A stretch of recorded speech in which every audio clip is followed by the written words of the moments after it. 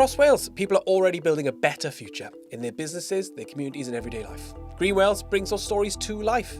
Wales Future First brings in the voices shaping what comes next, because the future of Wales isn't something far away, it's something we're building right now together. Today I'm joined by Sarah Williams, Head of Corporate Strategy and Programme Management Office at Natural Resources Wales. Sarah's work is all about turning long-term thinking into real action, helping shape how decisions are made and delivered to support Wales's environment and communities. Welcome, Sarah, to the show. How are you today and how are things? I'm good, thank you very much. It's a beautiful day out there this morning. I came down from mid Wales across the A470 and it's beautiful. So I bet it was a beautiful drive this morning. It was a beautiful drive. The sun was just coming across the beacons and it looked beautiful. Oh. And the number of cars there that early in the morning, before 6:15. Doing pen a van? Yeah, and it was like, well, I'd probably, no disrespect, I'd far rather be doing that. But there we are. Yeah, I'd rather be doing it. I was up in mid Wales passing that area. I think it was Tuesday morning and there was no one there. Yeah. I'd much rather do it then. I don't like passing lots of people on popular walks. It's supposed to feel special. Yes. Or I think they always do it that time because they want to be there before the sunrise. Sunrise. Yeah, so it's like peak, go there. Yeah, it would have been lovely. Cold, I reckon.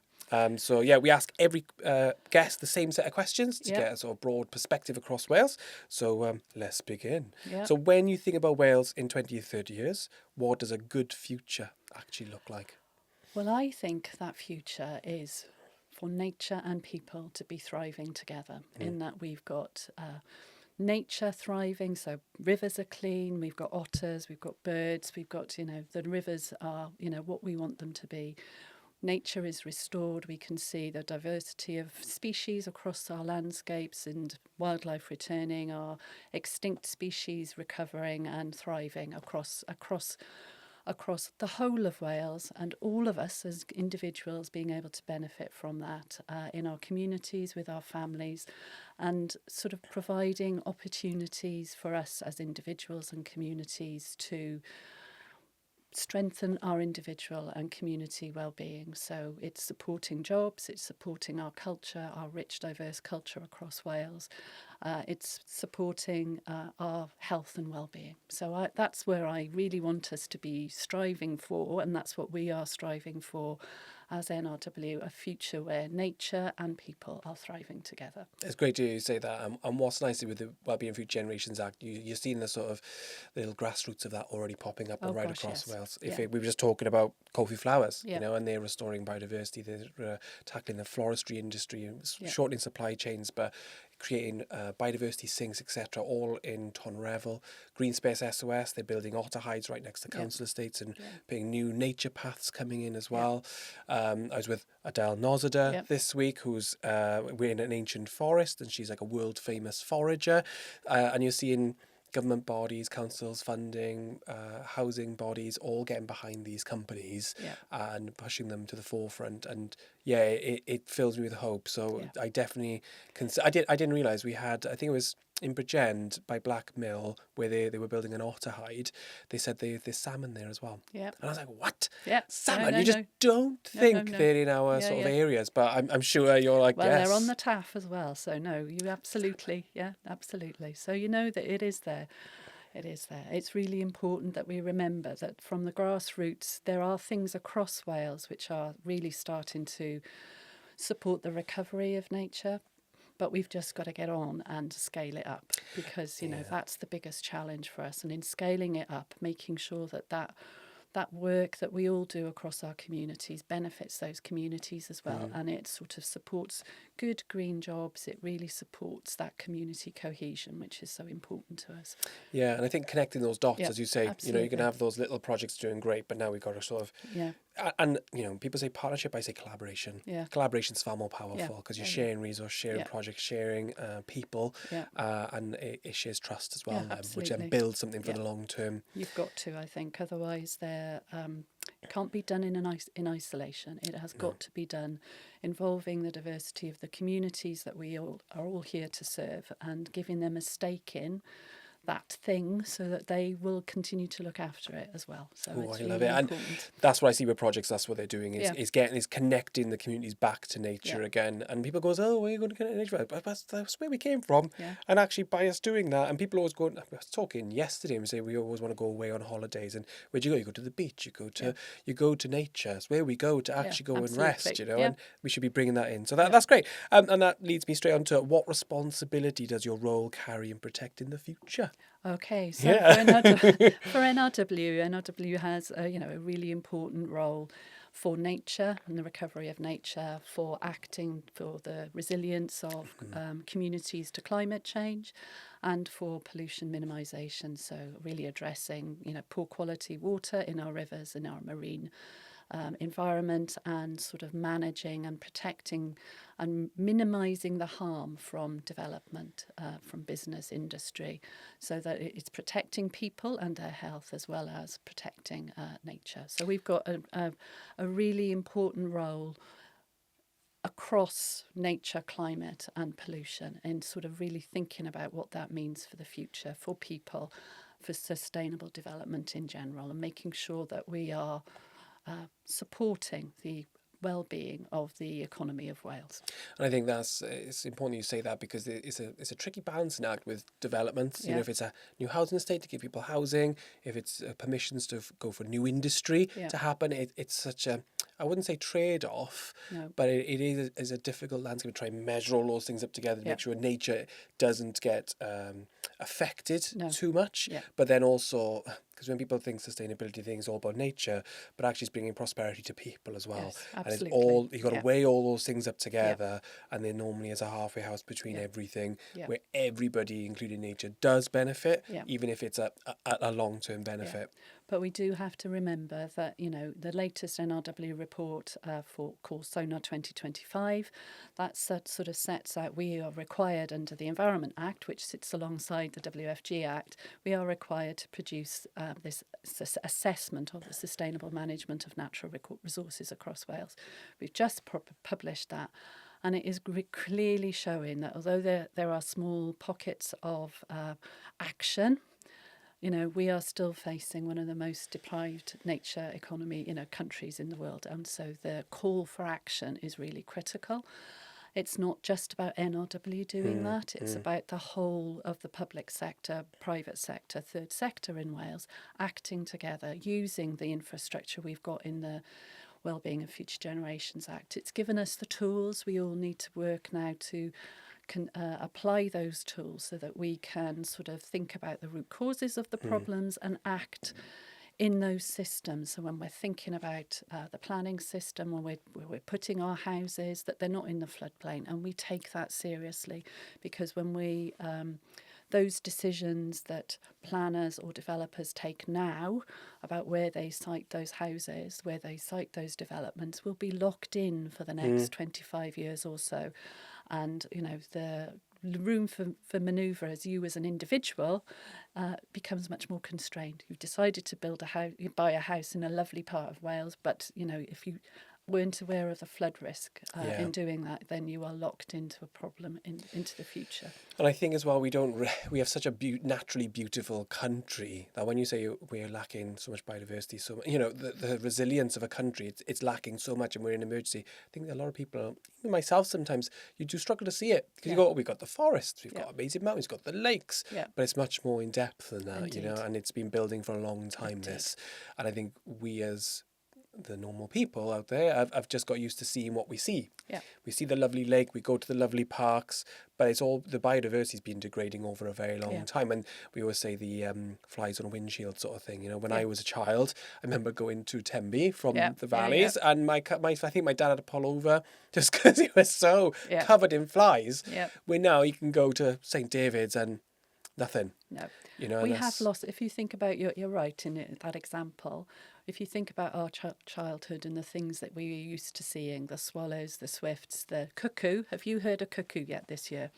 And that is the challenge that you've got to think about, because I haven't heard a cuckoo. My dad hasn't heard a cuckoo this year. I think once. Yeah, indeed. And so, it's things like that you've really got to the things that we've lost, that we need to remember, that we need to build those things and give those space as well to thrive for the future. So I want my children, my grandchildren, my great-grandchildren to really sort of experience the diversity of the Welsh natural environment that I did as a youngster. It is something that is so special, and we just need to make sure that it's there for the future generations as well. And I definitely think there's lots that people can do as individuals. Like I've said a few times now, I've created like I have a terraced house. Yeah. Okay, so a terrace back garden, those little sections, I've got 2 little sections, and I've created a micro meadow. So I've got yellow rattle in there, I've got my daffs, I've got my tulips in it, but they're random, I've put a couple of kitchen sink bowls in there to create little micro habitats. Stuff like that, tiny actions will do the world a good. Absolutely. And I think anybody out there could have a hedgehog highway where they just make a little hole in the bottom, let the species come through, maybe have an agreement in the street. There are plenty of things you can do, whether you go for a local litter pick. We did some phantom planting of daffodils. We just didn't ask, we just planted. We just went bang on the bank in. Guerrilla planting. Guerrilla planting, and I love doing that. Yeah. In my house, every year I collect a couple of acorns, and we grow them into saplings, and then we just plant them, because it's not doing any harm, and it's only doing good. I'll never be in the shadow of that tree, but there's a great lesson there, and trying to teach the next generation, and so it sort of leads me on in a way. So where do you think we're still reacting instead of preventing? Well, I think we're reacting because, there is climate change is having an impact now, isn't it? Yes. There's no question about that. And so we as an organisation are having to react and respond to the increased frequency of storms and floods, the increased frequency through the dry weather of droughts, as well as sort of things like wildfires. So climate change is having an impact now. And so we are having to react in terms of our response teams going out and dealing with the floodings, the warning, the informing, and then out there on the streets supporting those communities as they have to put the flood barriers in, that sort of stuff. So we're dealing with that now. We know from the climate change projections that that's only going to get worse, and so we all need to be thinking about preventing, more of that preventative mindset. So we provide advice into the local planning authorities and making sure that we think about the design of these systems from the outset, so that the design of towns, the design of individual estates, how you get to work, all of those things. Think about the importance of, okay, how is this going to be? How can we prevent, how the decisions we take now will prevent escalating those problems and creating problems for those communities and individuals in the future. And I guess that's, in a way, that protect them from the wildfires, the extreme rain, but also connecting them to transport. Yes, so absolutely. Like railways, bus absolutely. stations, cycle highways, like the Taff Trail. We all love the Taff Trail. All of that stuff is, I think, really, we've got to take a much more integrated view of how we're designing our communities to make sure that we're sort of making it easy for people to get to school, that we don't have to get in the car, that we can get to work. It's that the 5-minute concept of a town, that sort of thing. We really need that as well. To think about that. There's quite a lot of friction against. I think it's a 50-minute cities. They call 50, them. 50, I think a 5 minute. It's a 5:15. It's close anyway, isn't it? But I love the thought of that. So instead of me having to commute an hour every day, I can go to, and I like hubs, like local working hubs, because I've worked in a couple. There's one in Caerphilly, and I've been there a few times, and there's like 90 businesses all sort of working around each other and with each other, and they've all got laptops.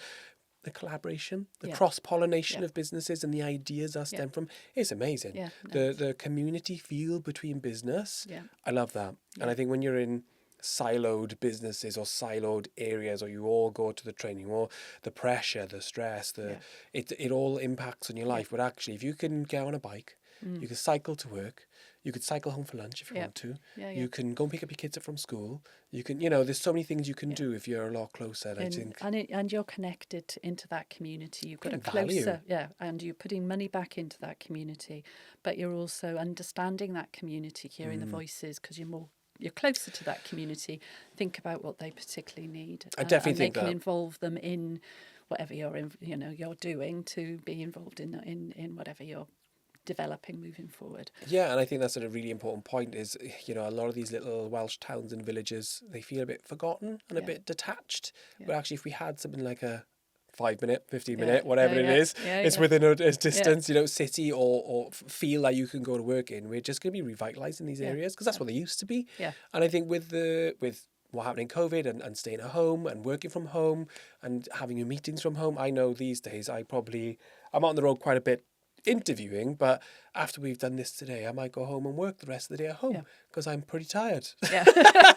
I could do with a rest. Yeah. But being in my, as you say, it's a beautiful day. Yeah. I can go and sit in the garden, do my emails, and I think there's a big thing to say for that, for our well-being. So what's a long-term trade-off we're not being honest about at the moment with how we're going about things?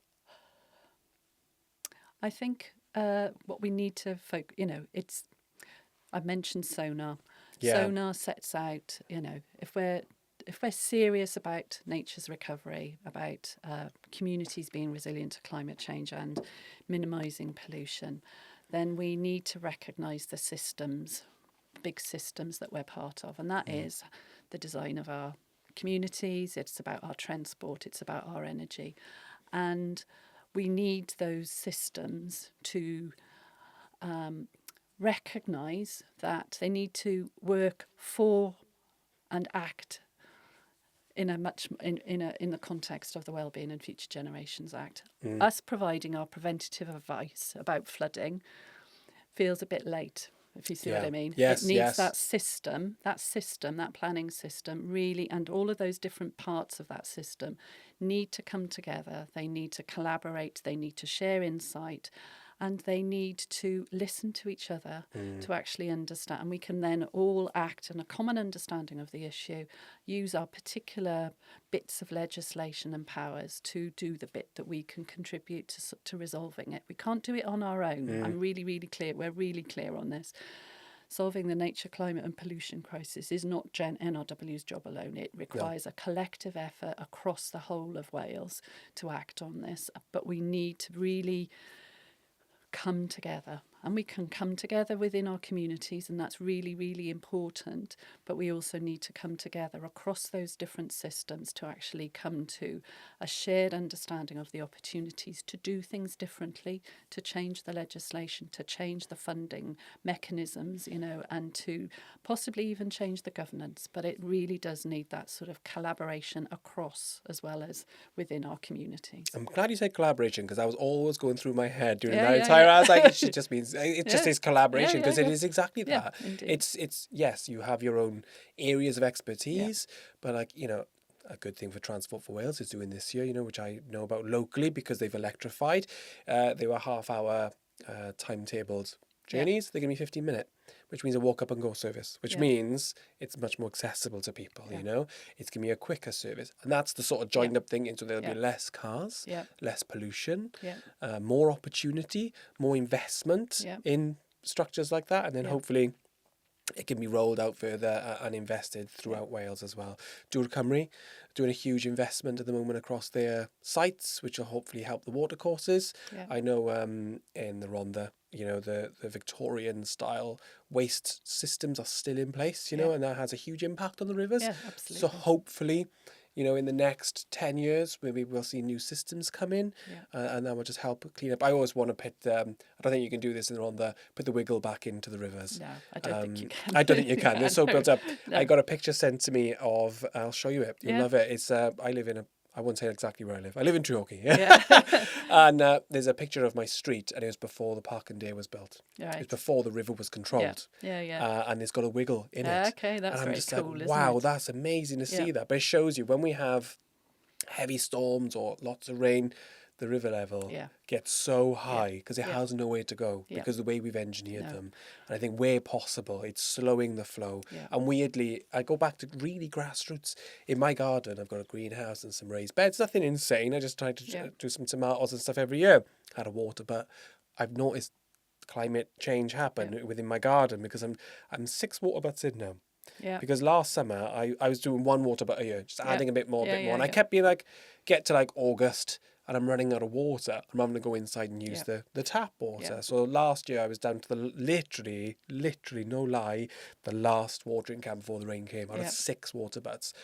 But if you think they're all empty, in the winter period, if everybody had 6 water butts and they're all empty and they all fill, we're storing water, we're slowing the flow, and it gives answers to people, doesn't it? One of the big things, if I just mention the work, that one of the really important things that we're doing is peatland restoration, and that is very much about restoring peatlands to store the water up in the hills. And there's a massive programme of investment across Wales to really think about and implement changes on the to restore nature. And it's about, so I understand completely. You think, oh, we can't put a wiggle in this river here because we're at the bottom of the valley. But if you think about the sort of the hills above your towns, think about the opportunities there for restoring peatland up there so that because that acts as a natural sponge, and so that really is very important. I'll name 2 projects. You've got the Lost Peatlands project, which are all about restoring the lost peatlands, which I think is a project we're sort of referring to, of restoring these natural places. And then we've got a company I interviewed yesterday called the Wool Installation Wales. They do a couple of different projects, so they're all about just using natural wool for what it is, so no plastic for insulation. Amazing for taking natural pollutants out of houses. They're naturally fire retardant. They keep the heat. If anybody wants to support them, please do. They're amazing. But also they've had an agreement with a couple of country parks. I think it's in England somewhere, where they're creating these. They look like draft excluders. Okay. But they're really big socks, and they get staked into the ground. And I think they're all about like slowing the flow of different areas, and then they naturally degrade down as well. So it's all these different answers coming through at the same time. So, and actually that brings me beautifully on to the sort of next question, which is, where does long-term thinking break down in practice, and what does that look like on the ground? So one of the really good projects that we've got in NRW, which we've led, but it's a big collaboration project, is Natur and Byth. It's a HLF funded project, and that has sort of really tried to move away from thinking about things in the short term to build a whole collaboration about 9 environmental charities working with us to think about, to work to deal with, to respond to extinct species. But in doing that, what they are really doing, and what's really very exciting, is they're working with different communities across Wales to involve them in that decision making, to do things in different ways. So it's not just going in and sort of saying, right, this is the beautiful butterfly here, we're going to you will love it. You will love it, bloody well. You're really focusing on what that community, how they use the land, how they are involved in that space, building in how we can make sure that they are invested in it as well. So and I'm not going to list all of the, because there's too many individual projects in that initiative. I want all 9 now. No, all 9 now. But there's the Butterfly Society. There's the bees. There's the amphibians. There's it covers the whole raft of them, and that is sort of a beacon program for us, really, in showing the art of the possible.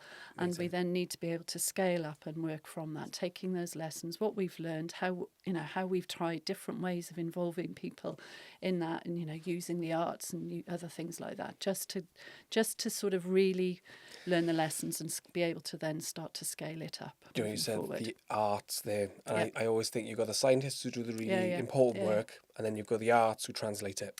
And it's connecting people to culture, and the art is half the battle as well. And if you bring that, and that's why we exist to a certain extent, is to bring that through on the ground and then out, and then hopefully it brings everybody together and sort of bridges that gap then. And you said there about bringing communities in. Future Gen Act involvement. Involving people is so important. Because if you don't involve them, they'll never own the project, and then as soon as you step back, it'll just fall away. I think that whole thing about, we're a science-based organisation. Yes. We're very clean, very led by the head, and we need to think about different ways to engage with people's hearts to help them see the real opportunity and what it means for them. We're all passionate. We're passionate about our bits of the environment, be they rivers or amphibians or bees or butterflies or whatever.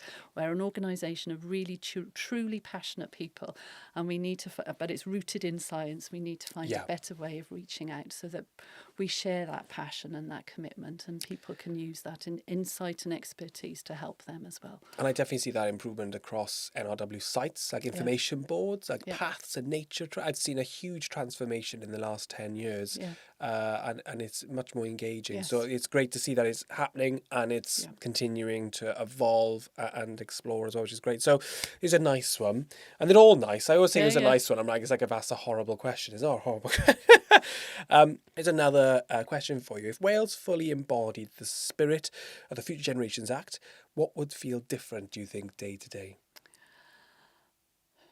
It's a big question. It is an enormous question. And you can angle it quite narrowly if you want to, or you could answer it in or you hope, you know? I think I'd go back to, if we were fully living the Wellbeing and Future Generations Act, my vision of what we'd be like, my first question, it would be nature and people thriving together. It really would. We would be in our towns, in our cities, in our villages, across Wales. Nature would be thriving. We'd have good jobs. Our children would be staying within our communities. They wouldn't be going elsewhere. Our language, our culture would be thriving. We'd be in, it would be that real vision of nature, people thriving together, good jobs, children staying within our communities, not going across to, England or whatever, staying. It's the brain drain, isn't it? We're not getting the brain drain. We're keeping the culture, we're keeping the skills that we're embedding into our future generations. And then hopefully they're leading on. And, what I find really inspiring is, I've sort of said it nearly in every episode, my daughter's got a forest school. I didn't connect to nature till I was 30. She's connected to nature since the age of 4 because she's at a full-time forest school. That not mean she's there every day, but every week she's got a lesson. I know yesterday they went for a walk up to through a forestry and they did surveying. And I'm like, wow, I did not have that when I was a child.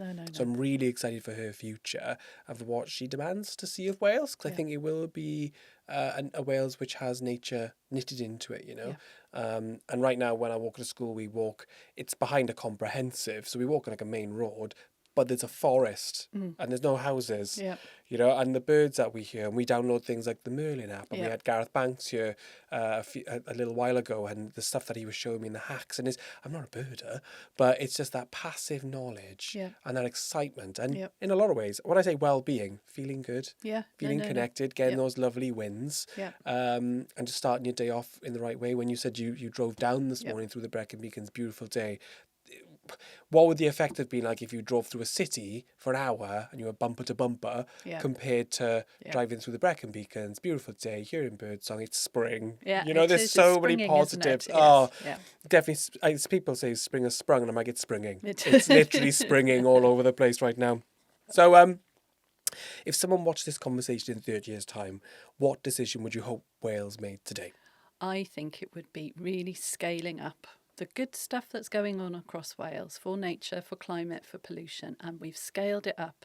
We've put the investment in. We've enabled people just to get on and to do the right thing for nature, for climate and pollution. I just think if we can find our way through that, I think that's the most powerful thing that we could all be doing. It's one of the best answers I've heard, actually, because, as I said, the grassroots version, when I'm going out there, I'm seeing all these pockets of amazing work going on, and all I want to see is them just being, supported and accelerated and just pushed forward. And that's what this is all about, is bringing awareness and hopefully prosperity to these smaller microcosm projects that will then be, they're the answer for Wales. They're the answer for the people. And so I agree. I agree with that full-heartedly. That's a great one. And then our final question is, and it's my favourite question of all, is there a project or organisation, or three, in your orbit that you think is quietly doing brilliant work that GreenWales should go and see and I can go and visit? Give me an excuse to get out there. Right. I think I've probably mentioned two of them already. So I would definitely say Natur Ambith. Natur Ambith. It's an exemplar, it's a beacon, it's doing brilliant work across Wales for saving species from extinction, but is doing that in a really creative way, involving communities, collaborating with communities, and I think there's a lot to learn from that. Okay, that is setting the bar for a new project which is starting for us in NRW, again with HLF funding, which we've just secured, is working with partners in the Teifi to really focus in that catchment on sort of water pollution and sort of addressing the restoration of our rivers, and then building that so that we can then take those examples and build on that across Wales. Second example is peatland restoration. We've done an awful lot of work across Wales on peatland restoration, funded by big programmes funded by Welsh Government. There is also local initiatives as well. Yeah, the Lost Peatlands project? Yeah, I think that would be it, yeah. Great. And so we're working there to work with landowners, land managers,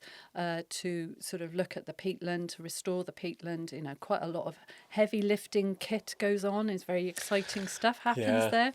But also, really importantly, thinking about how you can connect the local community to that land as well, and to see the benefits of that work. Because the benefits, you know, it's not just climate, retaining carbon in those peatlands. It's also improving those habitats, providing the habitat for some of our iconic species such as curlew, and aiding the return of those to our peatlands, and also the benefits for jobs in that work. And, one of the ways that we're really trying to sort of we've talked about it quite a lot today, is how we reconnect people to nature, and reaching out to arts and community groups to sort of be involved and to do what's right, how we can communicate that as scientists, how we can communicate that love, that passion that we all have in NRW in a way which really connects with communities and the people we serve. And I got a little story, because I said I live in the Treorchy up around the area, and Cwm Park, the NRW forest up there, they've put in information boards, the Lost Peatlands project, which is the small project just mentioned. And I didn't know anything about it. I scanned the QR code, takes you to the app, and I was like, what's this? Scanned the app, downloaded it, and then you could choose different walks, different ways you want to go. At the time, I had a tiny baby and I was carrying him, so I was like, I can't go too far. But there was 3 different walks, and we followed that walk. And if I didn't have that, I would have got lost 100%. I would not know. I would have also not taken the risk as well. But look at it. I think it was a mile and a half, or a kilometre and a half sort of path. And I got to follow it online, and it tracked exactly where I needed to go, what corners I needed to change. And that just connected us to our site. We must have done that probably 4 or 5 times in the first year that he was born. And it was nice to have that connection. And with my daughter, who I think was like 5 or 6 at the time, she gets a completely different experience. We then get to have, picnics and just those silly little things that just make a day out just the best thing ever.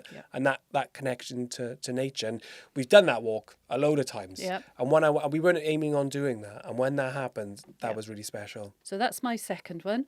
And then my third one, and there's lots, it's like choosing your favourite child, isn't it? And there's so many. You can't have one. No. I There's don't. so many. There's so many that we can look at. But the third choice would be healthy hillsides. This is a piece of work which has been going on for a number of years, and it's really important that we recognise the good work that's been going on between NRW and our partners in the fire service and the local authorities to really think about preventing wildfires. And so it's looking at the management of the uplands to reduce the fuel, sort of the fuel on those hillsides, so that we that the biodiversity, those habitats, are not so impacted by wildfires. And it's about reaching out to the communities, going out into schools with the fire service to educate people about the value of those hillsides in terms of what they give to biodiversity, and also what the impact is of wildfires on that biodiversity when it actually happens. And that's not something which is a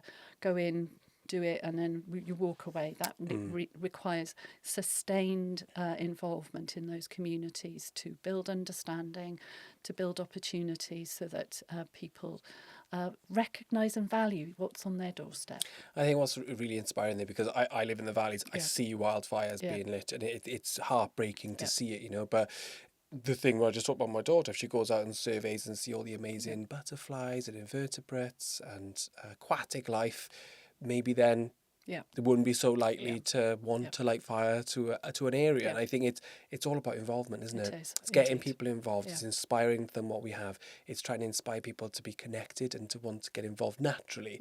And what I've always tried to do is not so much stake your claim where you live, but where you live is your natural area. The best people who are going to be able to look after that area is you. Yes, and if absolutely. you can look after it, and it's not putting anything on you, but if you don't like seeing the litter, well, just do a little litter pick. We've got Keep Wales Tidy litter picking hubs all over Wales. Get involved with a little group. There's no commitment needed. If you wish you could see daffodils, then plant your daffodils. If you wish there was a couple of trees, plant your trees. Absolutely. Do those things that will make you happy. And I think that's what we had in the Welsh communities for years and decades, hundreds of years. We've lost that in the last 20, 30 years. I think I'm seeing shoots everywhere that's coming back together now. And communities are coming back together. And I think, again, COVID did a lot of that, making people do a bit of soul searching, be like, what's important to me? And I think nature and wildlife and just natural surroundings is what's done that, and it's been great. So thank you very, very much for coming on. We really appreciate your time. It's an absolute pleasure. We do one thing. We give everybody a little gift at the end. Everyone who's doing amazing work with us, we just want to say thank you. And so we want to welcome you to the GreenWales Collective. Thank so you there's a little badge much. there for you. Please wear it with pride. I will. And you're now part of something bigger, Indeed. which is it's not a membership. No. It's a collective of individuals, companies, people, all doing amazing things in Wales for the future of Wales, for our future generations and the well-being. So thank you very much. Thank you. Thank you for coming on to the show.